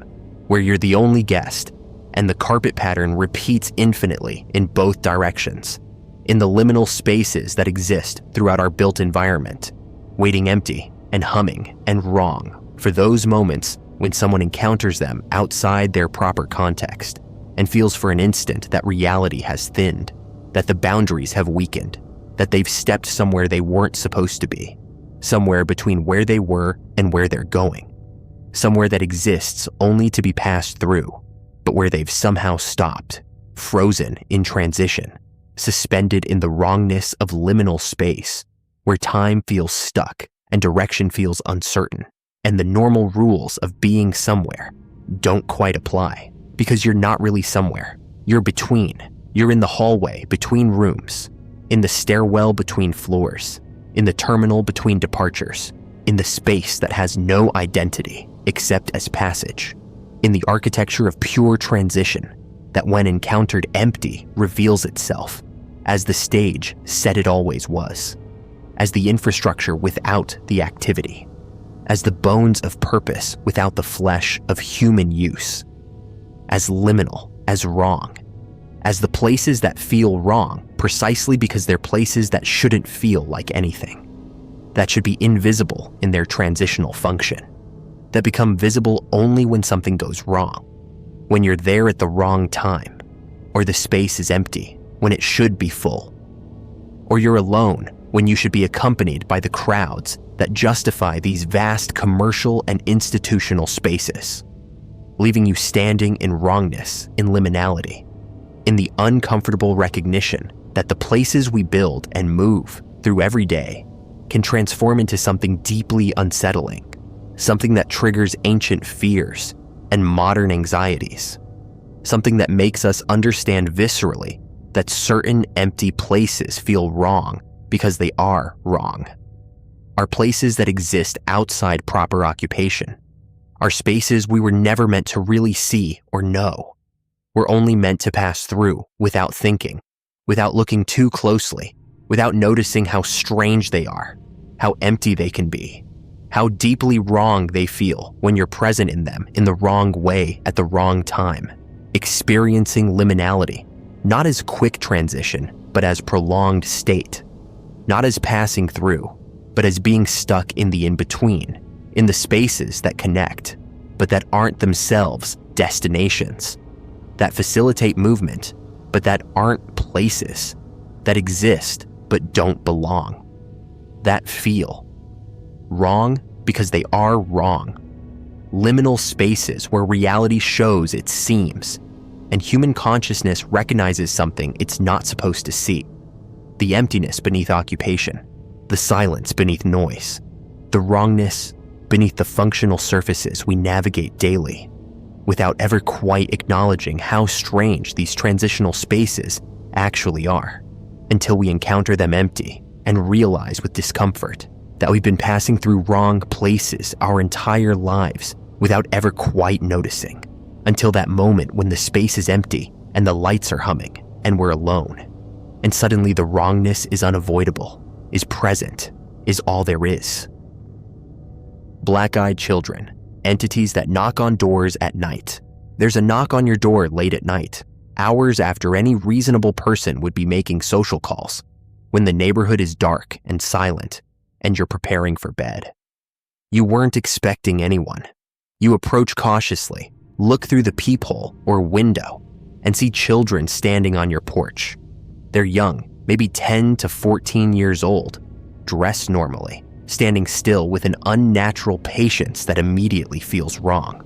Something about them triggers every instinct to not open that door, to pretend you're not home, to back away quietly. But they knock again. And when you get a better look at their faces, when light catches their eyes, you realize why your nervous system is screaming danger. Their eyes are completely black. No whites, no iris, no pupil you can distinguish from the surrounding darkness. Just solid black from edge to edge, like someone filled the eye sockets with ink or cut holes through their faces into an empty void. These are the black-eyed children, and according to hundreds of encounters reported over the past 3 decades, if you make the mistake of inviting them inside, something terrible happens that survivors struggle to articulate. Something that changes you in ways that can't be easily explained or undone. The phenomenon entered widespread awareness in 1998 when journalist Brian Bethel posted his encounter to an internet forum. He'd been sitting in his parked car in Abilene, Texas, writing a check when he noticed 2 boys approaching. They were dressed in hoodies, appearing about 10 and 14 years old, moving toward his vehicle with deliberate purpose. When they reached his window, the older one asked for a ride home, explaining they wanted to see a movie but had left their money at home and needed to retrieve it. The request was innocuous enough, but Bethel described overwhelming terror flooding through him for no reason he could identify. Something was catastrophically wrong. Then he looked at their eyes, completely black, both children, solid darkness, where eyes should show white in color. He felt compelled to unlock the door despite his terror, his hand actually moving toward the lock as if someone else was controlling it, while the older child became more insistent. "We can't come in unless you let us. Let us in. We need to come in." Bethel snapped out of the compulsion, started his car, and drove away, while the children watched expressionlessly. No disappointment or anger showing on their faces. Just blank observation as he escaped. Since Bethel's account, hundreds of similar reports have surfaced from around the world, sharing disturbing consistency despite coming from people who've never communicated, who live in different countries, who have no apparent connection except the experience of being approached by children with completely black eyes. The encounters follow patterns that suggest this isn't random hallucination or individual psychological breakdown, but something actually occurring, some phenomenon that manifests through these child forms to interact with humans in ways that serve purposes we don't understand and probably shouldn't. The children always appear in pairs or small groups, never alone. They're typically between ages 10 and 17 in appearance, though their behavior suggests they're not actually children despite the forms they wear. They dress in ordinary clothing, jeans, hoodies, t-shirts, nothing that would draw attention or mark them as unusual except for their eyes. Their skin is often described as waxy or pale, with texture that doesn't quite look alive, though this isn't always obvious until you're close enough that backing away becomes difficult. They appear at doors, usually at night, but sometimes during twilight hours, knocking persistently with a rhythm that witnesses describe as mechanical, as if they're performing a gesture they've observed but don't fully understand. The requests they make are always variations on the same theme. They need to come inside. They need a phone to call their parents. They need a ride somewhere. They need help. The specific excuse varies, but the underlying demand is consistent. You must invite them in. You must grant them access. You must open the barrier that separates them from your space. And critically, they can't or won't enter without permission. This limitation appears absolute across all reported encounters. They can ask, they can pressure, they can use compulsion techniques that make you feel you should let them in. But they cannot cross the threshold uninvited. Something prevents them, some rule they're bound by, that might be their only weakness.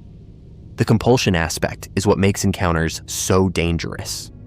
Multiple witnesses describe feeling an overwhelming urge to comply with the children's requests, despite every rational instinct screaming not to.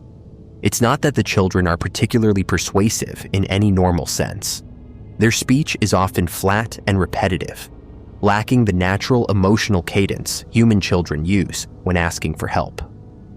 But something about their presence affects decision-making, creates an almost hypnotic pressure to do what they ask. People find their hands moving toward door locks, their mouths forming words of agreement, their bodies responding to instructions their minds are desperately trying to reject. The compulsion isn't perfect. People do resist it, do manage to refuse entry and close doors, or drive away. But it requires active effort, conscious fight against something that wants you to surrender your will and let them in.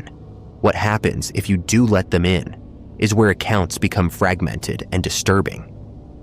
Very few people who've granted access have come forward with detailed reports, which might mean they're too traumatized to discuss it. They don't remember what occurred, or they didn't survive the encounter in ways that allow them to report. The secondhand accounts and partial testimonies that do exist describe rapid deterioration of the person who invited them inside. They become withdrawn, terrified to be alone, reporting that the children didn't leave, that they're still in the house somehow, even though they're not visible. They develop physical symptoms, extreme fatigue, nosebleeds, bruising without cause. Some claim they wake up in different locations than where they fell asleep, with missing time they can't account for. Others report that the children visit them repeatedly now, appearing in their homes without knocking, standing at the foot of their beds at night, following them through daily life, just at the edge of vision. The black eyes themselves are beyond unnatural. They're not contact lenses or makeup. Witnesses who see them up close describe them as impossibly dark, as if you're looking into depth rather than at a surface, as if the eyes are holes that go somewhere else. Some report seeing movement in the blackness, shapes or shadows shifting as if things are moving in the depths. Others describe the eyes as reflective in ways that don't match physics, catching light strangely or seeming to emit their own faint luminescence. Looking into them creates profound psychological distress, as if you're making eye contact with something that understands you completely, that sees through every defense and pretense, that recognizes your food or prey or resource, and is patient enough to wait for you to make the mistake of granting access. Children are inherently trusted in most cultures. We're wired to respond to juvenile features with protection and assistance. The black-eyed children exploit this, using forms that should trigger helping behavior while radiating enough wrongness that the conflict between instinct to help and instinct to flee creates paralysis. This might be the point. The confusion and cognitive dissonance weaken decision-making, make people more susceptible to the compulsion, increase the likelihood they'll make the fatal mistake of opening the door or unlocking the car, despite knowing at some level that they absolutely shouldn't. The locations of encounters vary but show some patterns. Residential doorsteps at night are most common, suggesting the entities specifically target people in their homes, in spaces where they feel safe and are less guarded. But encounters also occur in parked cars, at gas stations, in hotels, anywhere someone is in a contained space that requires granting access. The children adapt their requests to the situation. At a house, they need to use your phone. In a car, they need a ride. At a hotel, they've locked themselves out of their room and need you to let them into yours to call their parents. The specificity of the request, tailored to the situation, suggests intelligence and intentionality, not random manifestation, but targeted approach. Some encounters include adults accompanying the black-eyed children, figures who also have the solid black eyes, but appear in adult forms. These are rarer in reports, but their presence suggests a hierarchy or organization, that the children might be the primary interface, but there are adult equivalents who sometimes accompany them or handle situations where child forms would be ineffective. This expands the phenomenon beyond just children to suggest a species or group that can manifest in multiple human age categories, always with the distinctive black eyes, always seeking invitation and access. The theories about what they are range across every framework humans use to explain the inexplicable. The supernatural interpretation identifies them as demons or malevolent spirits that require invitation to enter human spaces, bound by spiritual laws that prevent them from crossing thresholds without permission. The black eyes mark them as not human, as entities wearing human disguise imperfectly, getting most details right but failing at the eyes, which are supposedly windows to the soul and perhaps can't be faked by beings that don't have human souls. In this framework, inviting them in grants spiritual access, permission that allows them to attach to you, possess you, drain your life force, or claim some aspect of your being that they can't take without consent. The extraterrestrial theory suggests they're alien-human hybrids, beings created through genetic manipulation that blend alien genetics with human appearance. The black eyes might be their natural state, or might result from hybrid biology that doesn't quite work properly, leaving them with eyes that function but don't look right.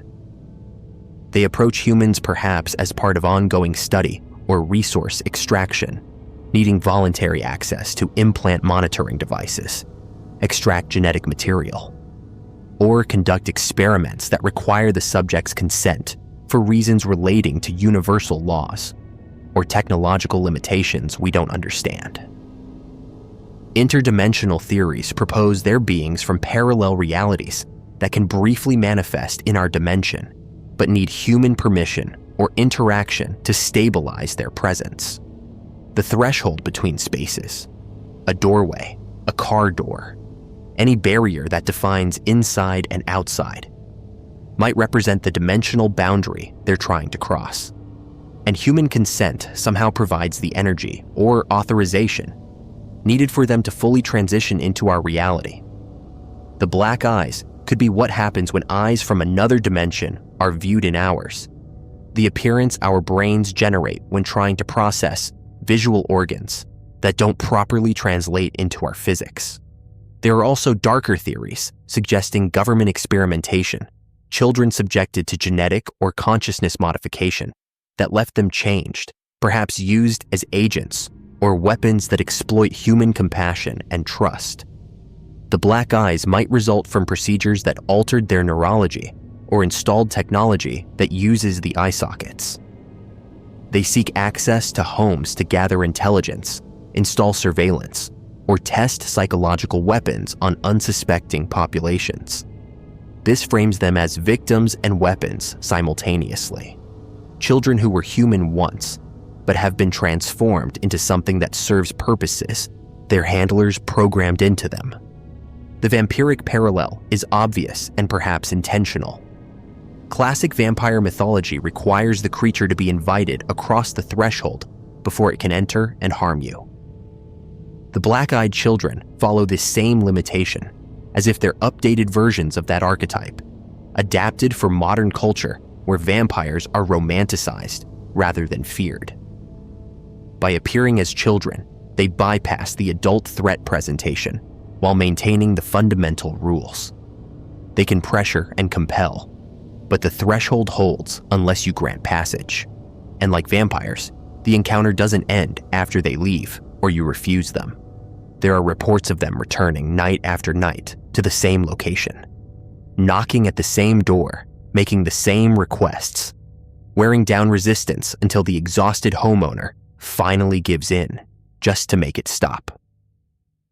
Children also represent innocence lost or corrupted, and encounters with the black-eyed children often leave witnesses with profound unease about children in general, about what might be hiding behind any young face, about whether the children they see in daily life are actually human, or might be more of these entities moving through society undetected.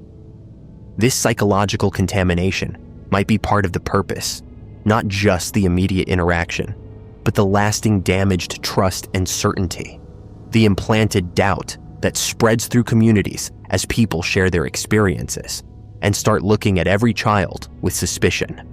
The phenomenon has intensified with internet connectivity. More people are aware of black-eyed children encounters. More reports surface and circulate, creating feedback loops where the phenomenon becomes more widely known and possibly more frequently experienced. This could be simply better reporting. Encounters that previously went undocumented or were dismissed as individual delusion now get shared and recognized as part of a pattern. Or it could be that awareness itself affects manifestation frequency, that these entities become more active or more able to manifest when more people believe in them, when the cultural consciousness creates space for them to exist. Skeptics argue the entire phenomenon is internet legend, creepypasta that people have internalized and now experience through false memories, sleep paralysis, hallucinations, or intentional hoaxes.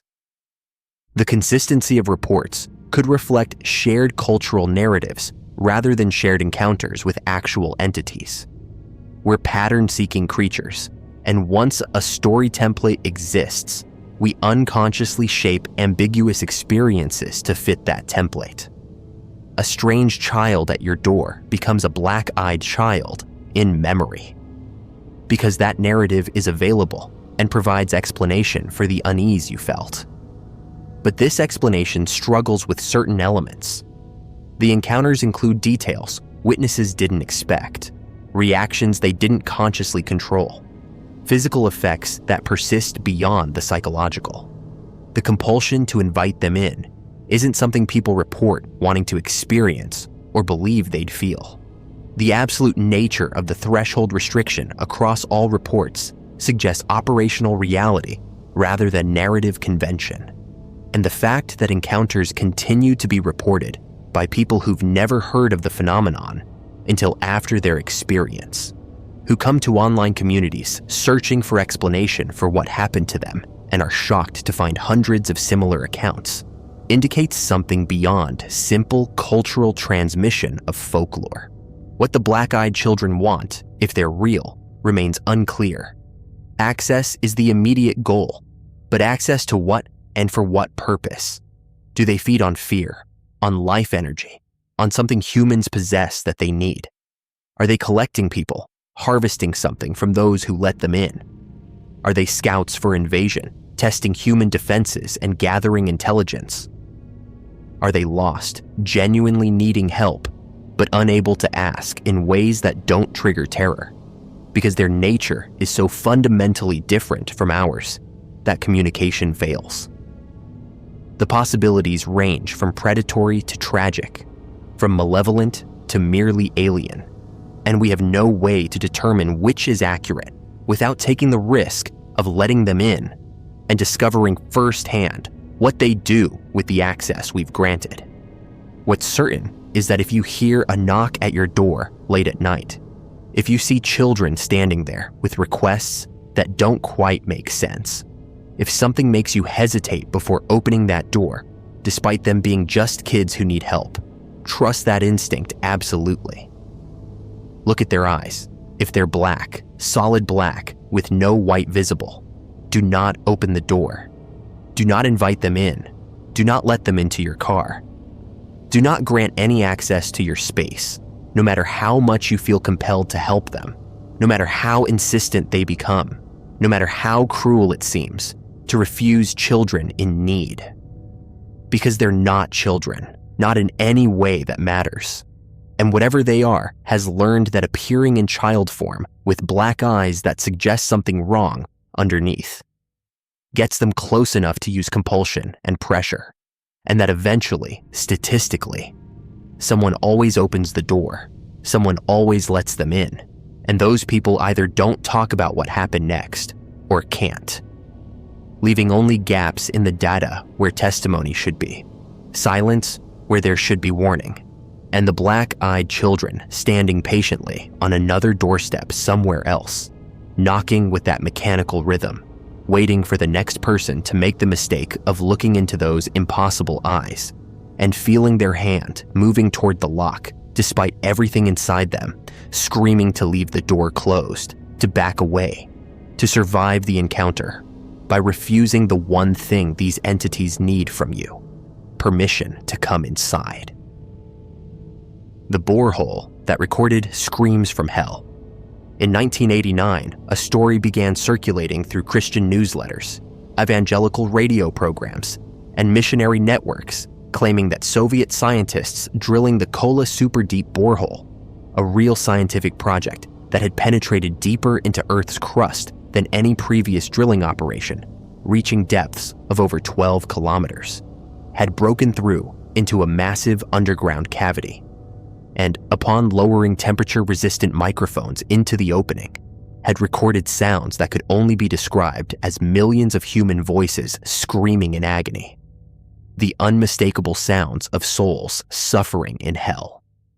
The scientists, according to the story, were atheist communists who didn't believe in God or the afterlife, but the audio they captured was so disturbing, so clearly the screams of the damned, that some of them fled the project in terror, unable to reconcile what they'd heard with their materialist worldview, unable to deny that they had accidentally drilled into the actual underworld, into the biblical hell where condemned souls suffer eternal torment, and that their instruments had recorded proof that the ancient religious texts were literally true, that beneath our feet, just 12 kilometers down through the Earth's crust, the domain of Satan and the suffering dead actually exists not as metaphor or spiritual realm, but as physical location accessible through sufficiently deep excavation.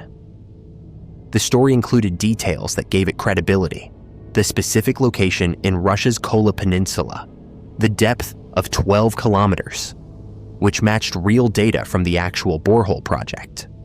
Quotes attributed to Dr. Azakov, the alleged chief scientist who reportedly said the project was terminated because what they discovered was too terrifying to continue investigating. And most compellingly, the claimed audio recording itself, which circulated on cassette tapes and later online. Several seconds of chaotic screaming and wailing that sounded like thousands of voices in torment, allegedly captured by scientific instruments deployed into the cavity they'd breached.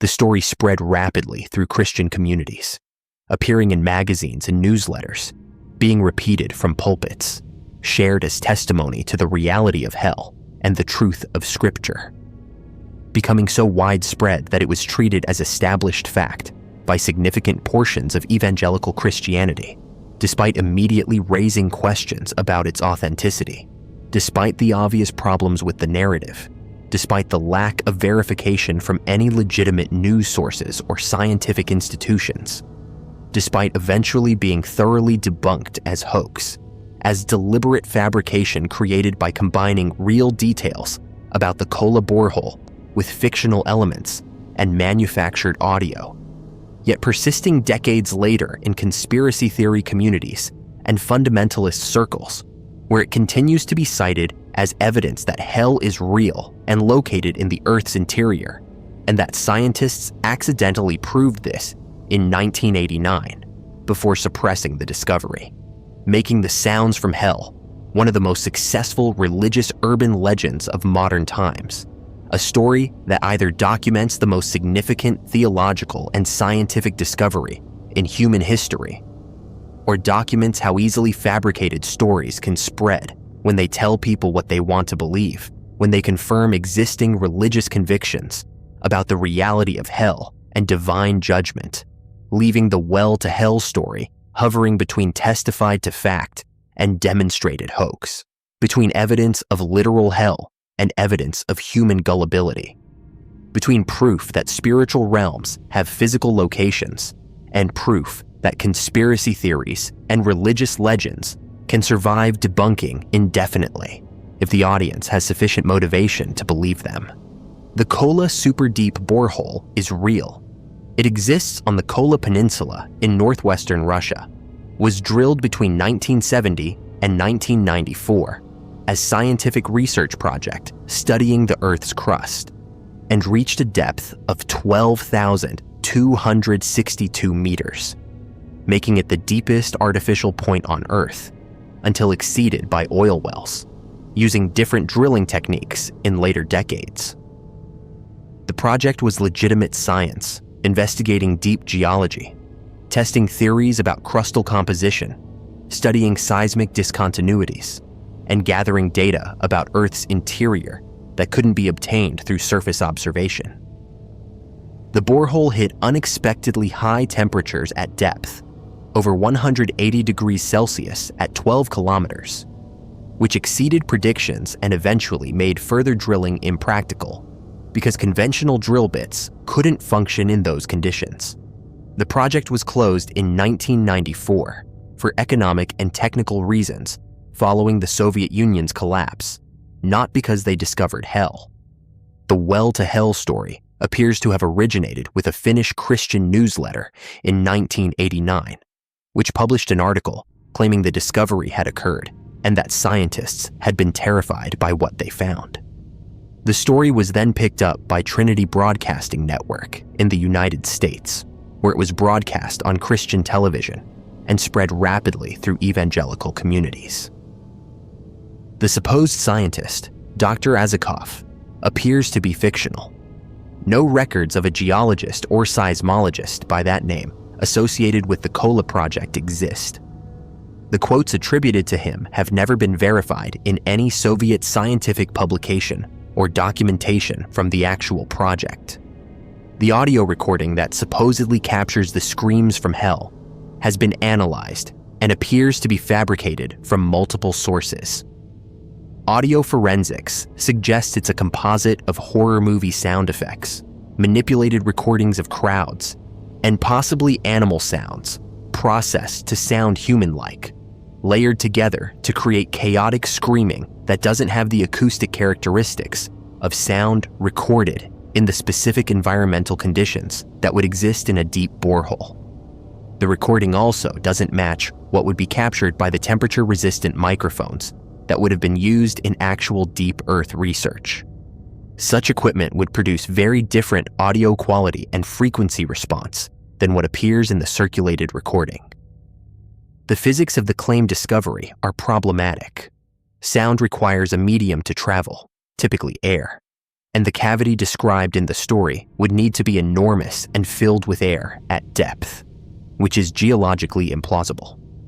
The temperatures and pressures at 12 kilometers depth would make any air-filled cavity impossible to maintain, and any sounds generated at that depth would be transmitted through rock as seismic waves rather than as airborne audio that could be recorded by conventional microphones. The entire scenario is incompatible with what we know about Earth's interior structure and the physical behavior of sound. The theological implications of the story are also problematic from within Christian frameworks. Biblical descriptions of hell typically don't locate it as physical cavity in Earth's crust, but rather as spiritual realm or as metaphorical description of separation from God. Most theological traditions understand hell as existing outside physical space-time rather than as accessible through geological drilling. The story's literal interpretation, hell as physical location 12 kilometers below surface, represents folk theology rather than scholarly religious understanding, appealing to fundamentalist literalism that reads scriptural metaphors as physical descriptions. Yet the story persists. Decades after being debunked, after the fabrication has been documented, after the audio has been shown to be fake and the scientists shown to be fictional, and the entire narrative demonstrated to be hoax, the Well to Hell story continues to circulate. It appears in conspiracy theory compilations, gets shared on social media, is presented in fundamentalist Christian contexts as evidence of hell's reality is cited by people who either don't know it's been debunked or who reject the debunking as part of atheist or scientific conspiracy to suppress evidence of the spiritual realm. This persistence reveals something about how belief systems interact with information. For people whose religious identity and worldview depend on hell being literally real, a story claiming scientific proof of hell's existence is powerfully attractive, confirms what they already believe, provides evidence they can cite when challenged by skeptics. Once accepted into their belief system, the story becomes resistant to correction because rejecting it would require acknowledging they were fooled, would weaken their ability to argue for their religious positions, would remove a piece of evidence they've been using to support their faith. The mechanism of debunking resistance involves motivated reasoning and source credibility judgments. If someone believes the story is true and it's important to their worldview, they're motivated to find reasons to reject debunking attempts. They can question the credibility of skeptical sources. Scientists and fact-checkers might be lying to suppress religious truth. They can argue that absence of verification doesn't prove the story is false. Records might have been destroyed or suppressed. The scientist might have used a pseudonym for safety. The audio might be authentic even if its provenance can't be established. As long as the story can't be definitively disproven to their satisfaction, and what would constitute definitive disproof to someone sufficiently motivated to believe, they can continue accepting it. The well-to-hell story also functions as modern folklore, as urban legend that serves cultural purposes beyond its truth value. It expresses anxiety about scientific materialism, about the erosion of religious certainty in modern secular societies, about the fear that science is trying to eliminate God and the spiritual realm from human understanding.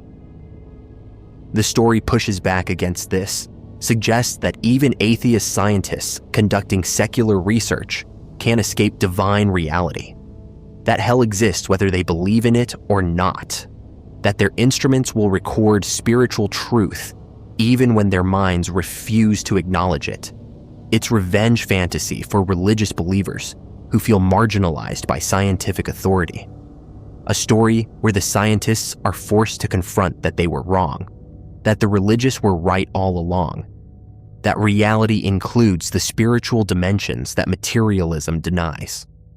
The comparison to other false stories that persist despite debunking is instructive. The Protocols of the Elders of Zion continues to circulate despite being proven fabricated anti-Semitic propaganda. Moon landing denial persists despite overwhelming evidence the landings occurred.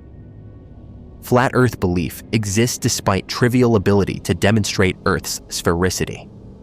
In each case, the false narrative serves psychological or ideological needs for believers that truth-based correction can't address. The well-to-hell story similarly serves needs: validation of religious belief, confirmation of hell's reality, evidence to use in evangelism, that make it valuable regardless of its factual status. The ethical dimension involves whether sharing known false stories is justified if it serves religious purposes. Some who spread the well-to-hell story know it's fabricated, but argue that if it brings people to faith, if it makes hell's reality vivid and motivates repentance, then the deception is justified as noble lie, as tool for achieving greater spiritual truth, even through factual falsehood.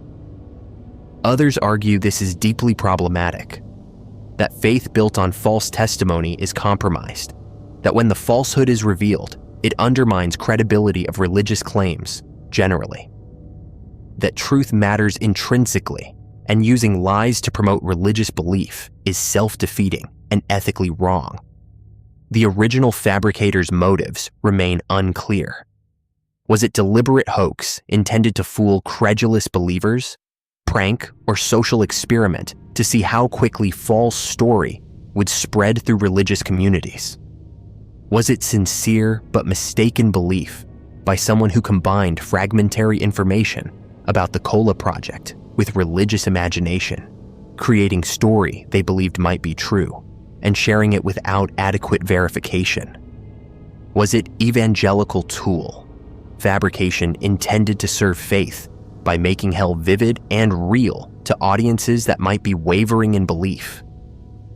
The anonymity of early internet and newsletter distribution means the original source can't be identified and interviewed to determine intent. The lesson extends beyond this specific hoax to questions about how we evaluate extraordinary claims. The Well to Hell story contained verifiable elements. The Kola borehole existed, reached the claimed depth, was Soviet scientific project, mixed with unverifiable elements, the cavity, the recording, the scientist's quotes, the project cancellation reason. This mixing of real and false details is characteristic of successful hoaxes, making the story seem plausible enough to avoid immediate dismissal, while the unverifiable elements carry the actual extraordinary claims. Effective fact-checking requires not just verifying that some details are accurate, but checking whether the extraordinary claims specifically are supported by credible evidence, which in this case they weren't. The scientific response to the story has been consistent dismissal. Geologists and seismologists have repeatedly explained why the claimed discovery is physically impossible, why the audio couldn't be authentic, why the scenario violates known facts about Earth's interior. But scientific authority doesn't persuade audiences that distrust science or that believe scientists are part of atheist conspiracy to suppress religious truth. The expertise that makes scientists credible sources on geological questions is exactly what makes them suspect sources for believers who think scientific materialism is fundamentally wrong about spiritual reality. Whether hell exists as spiritual reality, as state of separation from God, as metaphorical description of suffering, or doesn't exist at all, the Well to Hell story doesn't provide evidence for any of these positions because the story itself is fabricated, the audio is fake, the scientist is fictional, and the claimed events didn't occur. The Kola Super Deep borehole is impressive engineering and valuable science, but it didn't drill into hell because hell as physical cavity in Earth's crust doesn't exist. Because screams don't travel through rock at 12-kilometer depths in ways that could be recorded by microphones. Because the temperature and pressure conditions make the entire scenario impossible, leaving the Well to Hell as what it is. Successful religious hoax that continues circulating decades after debunking because it tells story that significant audience wants to believe, that confirms their religious worldview, that provides them with narrative and evidence they find useful despite its falsity, making it case study in how misinformation persists, not through lack of debunking, but through motivated belief, through audience that needs the story to be true more than they need truth, through communities that value the story's religious utility over its factual accuracy, leaving the Well to Hell story permanently circulating through fundamentalist Christianity and conspiracy theory networks, where it will continue appearing as testimony, as evidence, as proof of hell's reality. Despite being none of those things, despite being demonstrated fabrication, despite the Kola borehole, scientists never recording screams, never breaking into cavity, never fleeing in terror from proof of hell, because none of that happened. Because the story is false. Because the sounds from hell were created in recording studio or assembled from sound effects library, not captured by instruments deployed into Earth's crust, not transmitted from suffering souls, not evidence of anything except human capacity to create and spread false stories when those stories serve psychological or religious purposes that make truth secondary to utility, leaving the Well to Hell hovering as it always has between repeated claim and demonstrated falsehood, between testimonial and hoax, between evidence believers. Site and fabrication skeptics document existing in permanent tension between communities that need it to be true and research that proves it isn't, between faith that wants scientific confirmation and science that doesn't provide it, between the story and the reality, between the claimed recording of screams from hell and the actual silence of the Kola super deep borehole that penetrated 12 kilometers into Earth's crust and found not souls in torment, but only rock and heat, and the geological processes that our planet has conducted for billions of years without supernatural intervention, without spiritual realms accessible through drilling, without hell waiting in the depths to be discovered by Soviet scientists, leaving only the borehole itself as monument to human engineering and scientific curiosity. And the story of screams from hell as monument to human credulity and religious imagination, to our capacity to create legends that outlive debunking, that persist through sheer determination of belief, that continue spreading despite being false because they serve purposes that don't require truth, that exist in spaces where factual accuracy matters less than psychological utility, where stories function regardless of whether they describe actual events, where the well to hell remains eternally both claimed and disproven, both testified to and debunked, both evidence and fabrication, depending on who's telling it, who's listening, and whether truth or belief matters more in that particular moment, that particular community, that particular conversation about whether hell is real and whether science proved it in 1989, when Soviet scientists allegedly drilled too deep and heard the screams that confirmed ancient religious truth, or heard nothing except the natural processes of Earth's interior. Because the story never happened, was always false, remains demonstrably fabricated, yet continues its own form of eternal persistence, not in hell, but in the infinite circulation of internet and belief, where false stories never quite die, never quite get fully rejected, always find new audiences who haven't heard the debunking or who choose not to accept it, keeping the well-to-hell story alive decades after its creation, decades after its refutation, permanently suspended between claim and fact, between testimony and hoax, between the recording that supposedly captured hell and the silence that actually exists 12 kilometers beneath. The surface where the Kola borehole reached and where scientists found exactly what geology predicted, and nothing that scripture claimed, nothing supernatural, nothing spiritual, nothing that would support the story that nonetheless continues spreading, continues being believed, continues functioning as modern legend regardless of its relationship to truth.